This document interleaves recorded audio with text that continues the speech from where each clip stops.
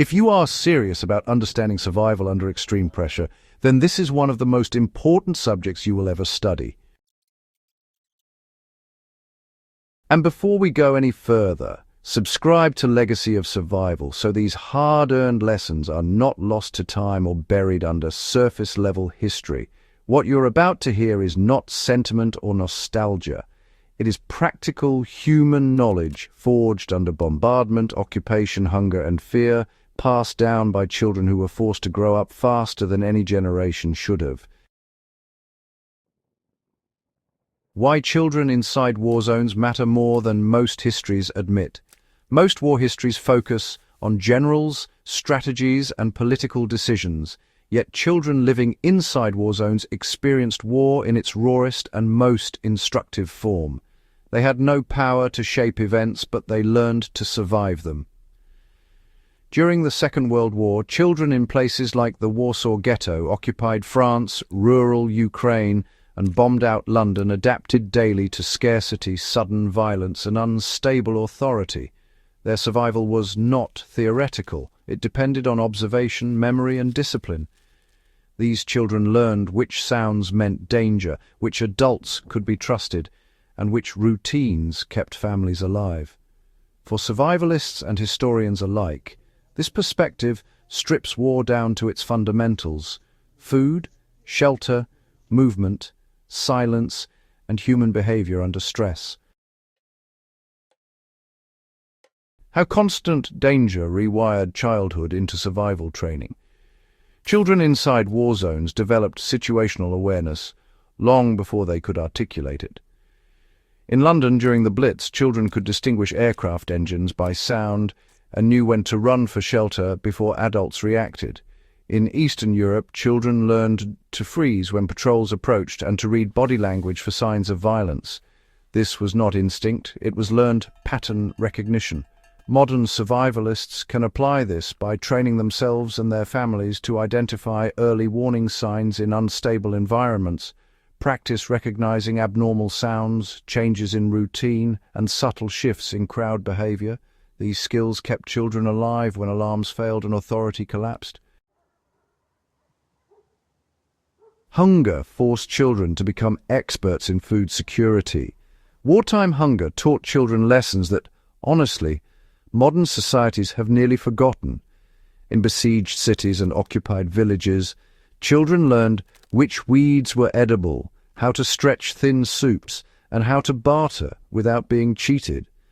In the Soviet Union and Poland, children memorized seasonal cycles of wild plants and learned how to dry, store, or conceal food. These skills were survival literacy. Today, this knowledge translates directly into preparedness. Learn local edible plants, practice food preservation without electricity, and understand rationing not as deprivation but as controlled sustainability. Children survived because they respected calories as currency and waste as danger. Education did not stop. It went underground and adapted. Despite chaos, many children continued learning in secret. In occupied Poland, underground schools taught history, mathematics, and language at great risk.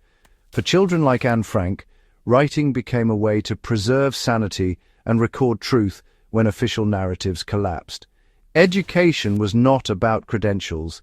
It was about mental survival and future reconstruction. This matters today because knowledge continuity is survival continuity. Keep physical books, teach children critical thinking without dependence on systems, and document events honestly. When institutions fail, memory becomes infrastructure. Moral complexity, became unavoidable at an early age. Children in war zones learned that morality under survival pressure is rarely clean. Some learned when to lie, when to stay silent, and even when to break rules to protect family. In occupied France, children acted as messengers for resistance networks because, they attracted less suspicion. In Germany, children navigated propaganda while quietly questioning it at home. These experiences show that survival often requires ethical judgment rather than blind obedience. For modern readers, The lesson here is preparation for moral stress.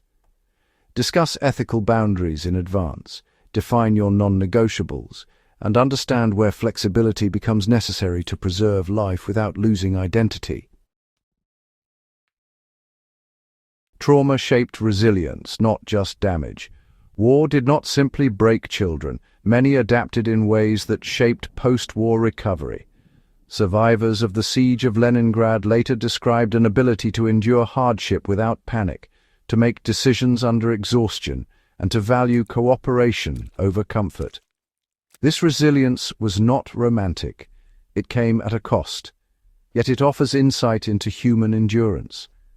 Today, resilience training should include controlled discomfort, delayed gratification, and responsibility at appropriate levels. Comfort addiction is fragile. Wartime children survived because discomfort was normalized and managed. What these histories teach us about preparing the next generation is, well, the most uncomfortable truth. Children learned survival because no one else could fully protect them.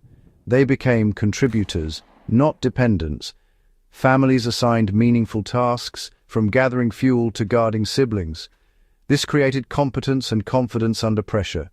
Modern application does not mean exposing children to danger, but teaching responsibility, self-reliance, and situational awareness early. Teach children how to navigate, communicate clearly, manage basic supplies, and stay calm when plans fail. These are not survival fantasies. They are historical necessities proven by children who lived through war. Why studying wartime childhood is essential to understanding survival itself. Children who grew up inside war zones reveal survival stripped of ideology and theory. They show how humans adapt when systems collapse and how culture, memory, and skill transfer keep societies alive. Their experiences challenge modern assumptions about safety, dependence, and preparedness. For historians, this lens restores missing voices. For survivalists, it provides tested principles forged under real conditions. If this depth of history matters to you, support Legacy of Survival by subscribing, sharing this episode with serious learners, and helping preserve knowledge that was paid for with lived experience. These stories are not meant to frighten. They are meant to prepare, to teach, and to remind us that survival has always been learned young, under pressure, and passed forward to those willing to listen.